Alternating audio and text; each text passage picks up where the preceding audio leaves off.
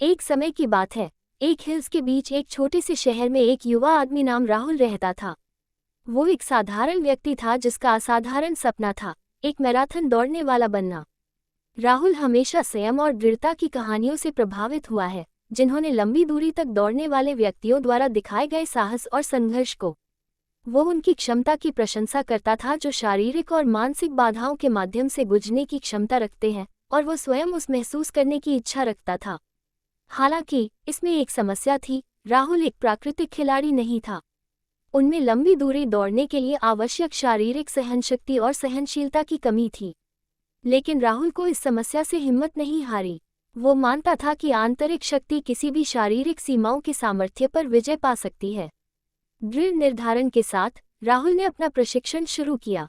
उन्होंने हर दिन छोटी दूरियों को दौड़ते हुए शुरू किया, और जैसे जैसे उनका शरीर दौड़ने की मांग को अनुकूलित करने लगा, वे अपनी मार्गदर्शा के रूप में उठते हुए संख्या को बढ़ाते गए।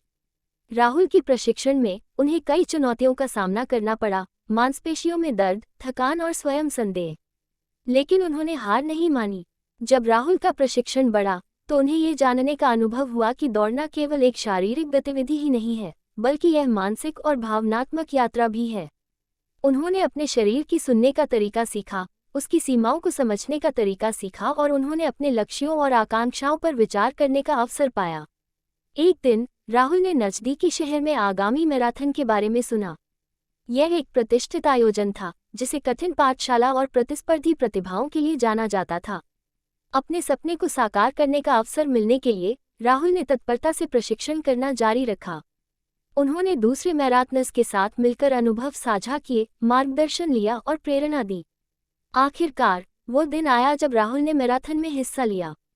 यह उनके लिए बड़ी चुनौती थी, लेकिन वे अपनी संयमित और धैर्यशीलता से उसे स्वीकार कर लिया। राहुल ने रेस की शुरुआत की और वह धीरे धीरे अपनी स्थिति को बेहतर बनाने लगा। यह एक लंबी दौड़ था जिसमें शारीरिक और मानसिक तैयारी की आवश्यकता थी, लेकिन राहुल ने अपने अंतर्मन की शक्ति को पहचाना और उसे अपने लाभ में इस्तेमाल किया। सबके आश्चर्य के साथ राहुल ने अंतिम रेस लाइन को पार कर लिया। उन्होंने उच्च स्तरीय स्थान अर्जित किया और उन्हें खुद को सच्ची में विजेता महसूस हुआ। राहुल ने दिखाया कि संघर्षों और चुनौतियों का सामना करने में आंतरिक शक्ति छुपी होती है, जो उसे समर्पित, दृढ़ और अनन्य बनाती है। इस कहानी से हमें ये शिक्षा मिलती है कि जीवन के रोचक और चुनौतीपूर्ण सफर में आंतरिक शक्ति और संयम बहुमुखी होते हैं। ये हमें ये दिखाता है कि जब हम अपने मन की शांति, स्थिरता और संयम को खोजते हैं, तो हम जीवन की हर चुनौती का सामना कर सकते हैं और विजयी बन सकते हैं।